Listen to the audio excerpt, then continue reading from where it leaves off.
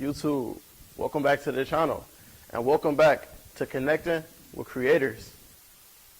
Now, we're about 3 episodes into Connecting with Creators, and so far we've had a videographer, we've had a photographer, but today we're going to flip to the other side of the lens, as today we got a model. Please welcome Lena Will. Hi. How you doing? I'm good. How are you? Good. It's good to have you here. Thank you so much for having me. Yeah. So you're an equestrian student here and also a model. How do you balance that? Honestly, just making time for when I can make time. Honestly, being an equestrian student is a lot to handle. Yeah. And they grind us down to the bone, constantly having us doing stuff. But when I find those little moments, I model. I do get paid for it sometimes, so that's obviously motivation to model. Yeah. And honestly, as draining as it can be sometimes, it's relaxing. It's kind of my escape. Okay. Yeah, I know, like, dealing with that, and then also with equestrian, that's a full-time job, because, like, you're caring for an animal. Yeah. That's like your kid, you know? Yeah, yeah. So it's a lot. So what made you get into modeling? Honestly, I saw cars, and I'm like, okay, like, I love cars. Yeah. Honestly, it was an easy way to get into the car world when you don't have the facilities and the money for a car to go to car meets and everything. Oh, yeah, for sure. I wanted to break the stereotypes of girls in cars, because a lot of times you see a scantily clad girl, like scantily dressed girl, sitting on top of a car, and she does the aesthetic or for the views or anything. Right, yeah. So when I model with cars, I keep it very modest, and I want to break the stereotypes, as in I know what's under the hood. I know what's going on with the car. You know your stuff. Yeah. Yeah, she don't just read the manual. She know her stuff. Yeah, that's cool. So you're a long way from home. Yes. So could you tell us a little bit about where you're from and the different places that you lived throughout your life? All right, so currently I live in Virginia Beach, Virginia. However, I am from New York, Buffalo, New York, but I have lived in Singapore, I've lived in Ecuador, and I've also lived in Kentucky. And throughout living in those different places, I've also traveled around a ton, because traveling is really easy once you get to a certain destination. Oh, yeah, for sure. Yeah. That's cool, because I've just lived in Cleveland my whole life. So, like, when I came out here, it was, like, a whole different world. Yeah. But you've definitely, like, been to a lot of different places, so you've experienced, like, different cultures. So was that, like, a little easier for you to adjust? Yes and no. So I still have my challenges, despite the fact that I have moved around a ton, and I've experienced a bunch of different things, and grown through that.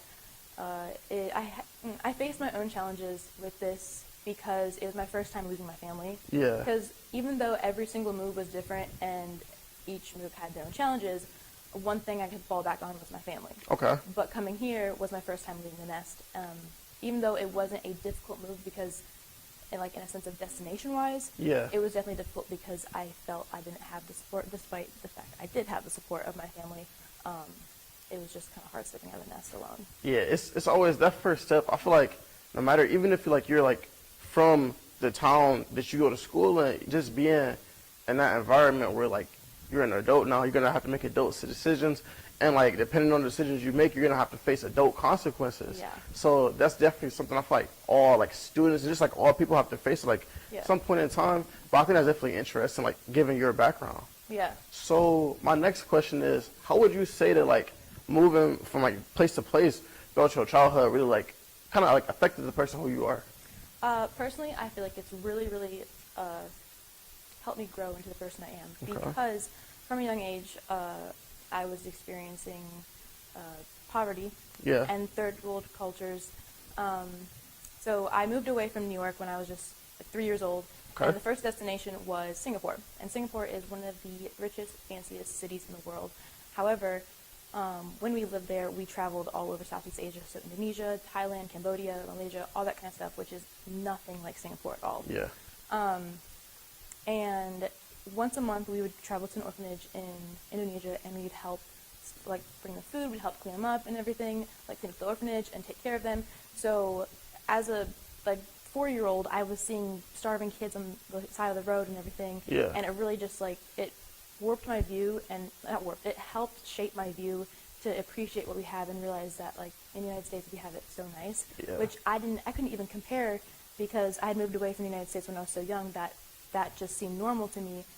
But when coming to the United States, I realized, how nice we have it here, and I really feel it's helped me, see things from a different perspective. Okay, so you definitely think it helps you, with gratitude and just being a grateful yeah. person. Yeah, and I definitely think it's helped with my maturity as I've grown up. Yeah, definitely. I know, like, we're like, in our probably like what 18, 19, 20? 19, yeah. Yeah, 19, and I'm in my early 20s, and like the world is like really at our fingertips. But it's good to like step back and like really like appreciate everything that we have. Yeah. Yeah. I wonder if they have Supers and Skylines in Singapore. Now, I know they had, okay, so my neighbor had a Lamborghini. I'm not sure what model it was because I was so long ago, but yeah, it was really cool.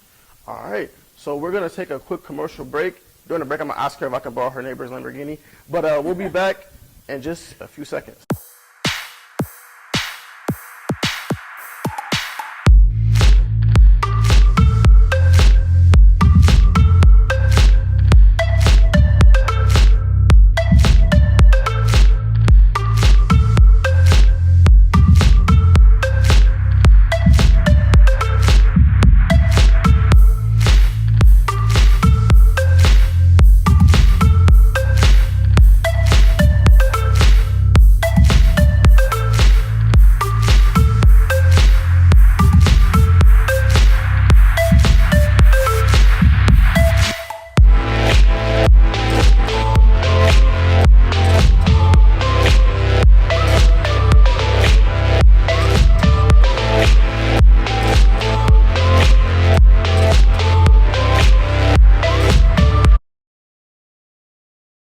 And welcome back to Connecting with Creators. I'm here with my guest, Lena. How you doing? I'm good. How are you? Pretty good. It's going pretty good so far, right? Pretty smooth. Yeah. All right, so the first time that we met, we really like bonded over something, right? Yeah. So we have a pretty common interest and a real common like passion for something. You want to tell our audience a little bit about that? Yeah, so first time we started talking, we were just kind of getting to know each other a little bit more. And then I mentioned something about cars, and Trey's eyes lit up. He was like, no way, cars. He's like, hey, but the best type of cars are JDM cars. And I'm like, stop. Yes, JDM all the way. Yeah, so today we're going to reveal our top 5s of our personal favorite cars. We're going to talk about why we love these cars so much, really like attracted us towards these beautiful vehicles, and we hope you enjoy. Are you ready to get it started? I am ready. We're going to get it started with Lena's 5th favorite car. Can we get that on the board, please? So these are our top 5 car rankings. Lena, let's see what your 5th favorite car was. So Lena likes the Mercedes AMG GT. That's in your top 5. That's Yes, number 5. Tell us a little bit about that. Honestly, I don't know much about the vehicle itself, but I love the body. It's very sleek. It is. And there are only about like 250 of these made. And I actually got the pleasure to see 2 of these in person in Columbus last weekend. And That's they're dope. Beautiful. That's dope. Yeah. So like before, like you seen in the Columbus, would you say that was a part of your top 5? Oh yeah. Okay, wow. Because that's interesting. When I seen that, I'm like, okay, that's like non-JDM, but it is a pretty sleek car. It's nice. I know the performance has to be through the roof on insane. that. Yeah. Yeah. All right, so let's take a look at what my number 5 car was. So I had the 1995 Honda NSX Type R. Yes. To me, this car is just like, it's so fascinating for so many reasons. So first of all, in my opinion, the NSX was the first true like Honda race car. Just as far as like everything with the performance, it was fit with like no AC, no like spare tire, and then really no stereo to shit, like 265 pounds of like excess weight just for like sheer performance. So that was like the first like true like performance speed Honda car. And like it just looks so nice, right? It kind of gives me like Ferrari vibes in a Honda. So I thought that was pretty unique. So that's why that's my number 5 car. All right. I might need to rethink mine. Yeah. I mean, honestly, I want all JDMs, but the AMG is nice. Yeah. Just today, I was actually talking to somebody about the NSX and how nice it was. I had to choose between the NSX and I think the Integra. I was like, oh, which one? But I got to go NSX. Yep. All right, can we see Lena's number 4? Lena went with the Nissan Silvia S15. Tell us a little bit about that. S15, so the body is very similar to the earlier R32, RD33 and everything. Yeah. Performance same. They don't have the best horsepower. However, they have good handling and they're just a a real nice car. Yeah, they're very nice cars, and it's actually very interesting that was your number 4. Because can we take a look at my number 4? I also had the Nissan Silvia S15. Like Lena said, it's just the body is just like a piece of work. Yeah. It's just a piece of art actually. Even like I like the lightning bolt in the front. That just caught my eyes from the beginning. Like you said, like the performance isn't like the greatest when you compare it to like other Nissans, like obviously the Skyline and the GTR, but it's an overall upgrade from its previous variants, the S13. S14 too. And yeah, so it just really stepped up when it comes to that. To me, it gives me Tokyo Drift vibes because it was featured in the greatest Fast and Furious movie, Fast and Furious Tokyo Drift. Yep. I had the S15, aka the Mona Lisa. And honestly, I just like it because, like, it's a great drift car. So it's not like perfect, like straight line performance, but it's pretty good drifting car. Yeah. So that's why I like it. So. Yeah, it's a fun car. Yeah. It's just overall just nice. All right. So are you ready to reveal your top 3? I am. Let's get number 3 on the board. The Mark IV Toyota Supra. Tell us why you like this car so much and why it's number 3. It is honestly just a classic. Especially from all of the Fast and Furious movies. That's where it first caught my eye. I've only ever seen one of these in person, and I just think they are the coolest looking cars ever. Yeah, it's such a beauty. I'm just looking at it, and I just can't stop. It's just so amazing. I feel like they're slept on sometimes, honestly. Yeah, I feel like you're sleeping on it. It's 3? I know. I'm biased in my answers, though. Yeah, I had to debate when it comes to my top 2, but we'll get into that a little bit later. So can we get my number 3 on the board? So my number 3. Yes, I had to do it. So my number 3 is the Nissan Skyline GT R34 V-Spec. Honestly, it's just such an iconic car. Everybody knows this picture right here.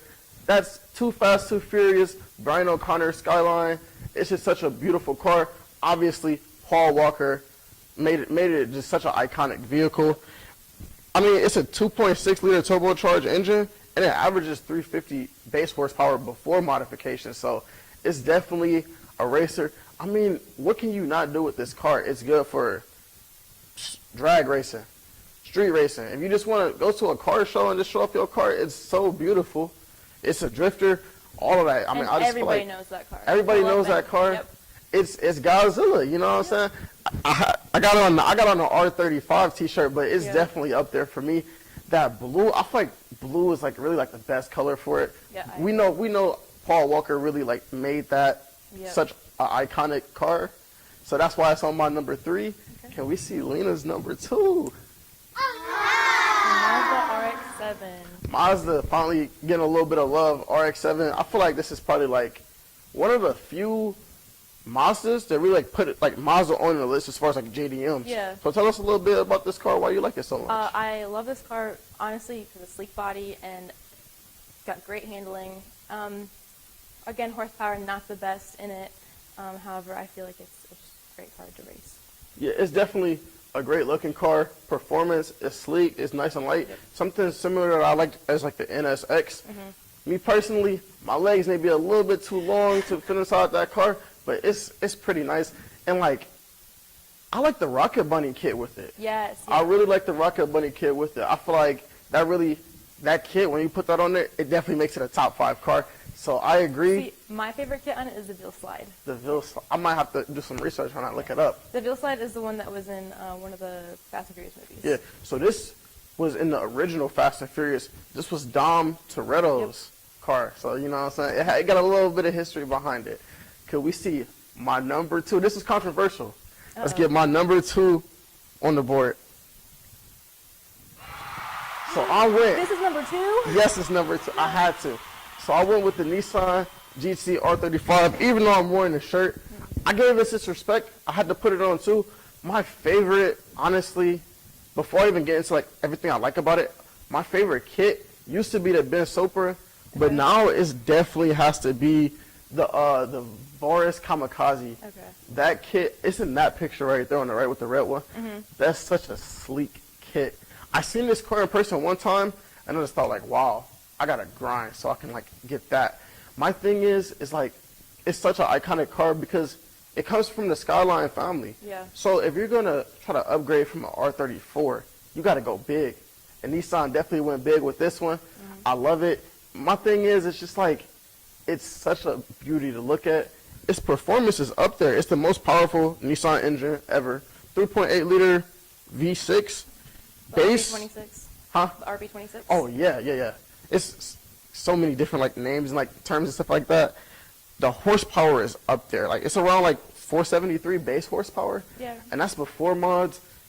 This car, like, so many people love this car for so many different reasons. It's another car that does everything, like performance, straight line speed, drifting, all that stuff. And it's just so beautiful. I can't stop looking at it. I know if I keep on looking at it, I'm going to keep on talking about it. So we got to get into Lena's number one. So, of course, my number one is the R35. Everything that he said is all true, and reason why I love it as well. My favorite kit is the Liberty Walk kit. Oh, so nice. It's a wide body kit. These babies start at probably 60, 70K. So as you can tell, I have very expensive taste. And after modifications, upwards of 150K, depending on which one you get. Like they have the Nismo model, which starts at like 120K. Yeah. And they actually just discontinued the R35, which is very sad, but there's talks of the R36 coming out. Yeah. However, that could be hybrid or electric, which makes me sad. See, the thing about all the cars that we just named, they're all, besides the AMG, they're all JDMs. Yep. And most of these cars, now the R35 is now discontinued. Yeah. So all the cars that we talked about besides the AMG are discontinued. So like the Toyota Supras, the RX-7s, the NSX, all like R34s, all these cars, They're all like become relics. They're relics, so they're so much more expensive. So the thing is, like, the GTR is an expensive car, but like if you're gonna buy an expensive car, I'd rather buy like a 2013, 2014, 2015 R35 than like pay for like a 1998 Skyline and pay 200K for it. and minimum. then it already comes with like 500,000 miles on it, and then you gotta deal with all of that, and all the maintenance and everything. all of the maintenance And all the maintenance, like everything new has to be shipped in from Japan itself. Everything, so yeah, if your transmission goes, it takes a minimum 8 months for it to come in. Oh yeah, don't blow a transmission on one of these. You might as well just be done. All right, I'm ready for this. My number one is the Toyota Supra 1998 Mark IV 2JZ twin turbo. Okay, let's explain this. As a kid, my favorite movie was Fast and the Furious, and I feel that it's a very great movie. Now, when they start driving cars out of planes and stuff like that over the past like 5-6 years, that's garbage. Fast and the Furious 1, 2, and Tokyo Drift are the ones you need to watch. After that, just stop watching. Just stop watching, yep. Yeah, but I feel that in every kid's life, there comes a moment where a boy really learns what's important. Cars. So my favorite car was this right here.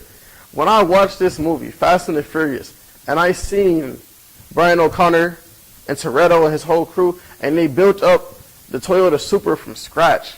He said he wanted a 10-second car. They built it up, and I seen this beauty. I just couldn't take my eyes off it ever since. It was a close tie between the GTR 35 and the Supra, because like if I had to choose right now which one I'd rather have an R35. But this car is really what got me passionate about cars, really what made me become a car enthusiast and like really like develop my love for it. Me, I like the all white 1998. It just looks so smooth to me. All the kits and everything, they all look good, but just all white Toyota Supra Mark IV, you got me right there. Honestly, it's funny that you say that this is the car that got you into the car world, because the R35 is what got me into the car world. I saw it and I was like, I have to have that. And after seeing it, I was like, I need to start learning more about cars. So you kind of went like the reverse way. Like you kind of like went like more modern. You're like, oh, okay. So this is the R35. So what's the R34? Then you seen that. Then you seen the 33, the 32. Yep. Then you went over to Toyota, and then you seen the Supra, and then you went over to Mazda. You seen all that, and then you just like developed it since then, huh? Yep. And then I've branched out to other companies as well besides JDM. American Muscle really does not interest me. I can appreciate the classics from American Muscle, but JDM has my heart. I actually like in the beginning phases, I liked American Muscles. I just like I had my father had a Grand Prix forgot what year. He had a Grand Prix. He also had like a Firebird. So I was like, it's like the American muscles. But then I just see this beautiful orange car right here. When I was watching Fast and Furious as like a 3 or 4 year old kid, and it just took my heart ever since then, and I haven't come back.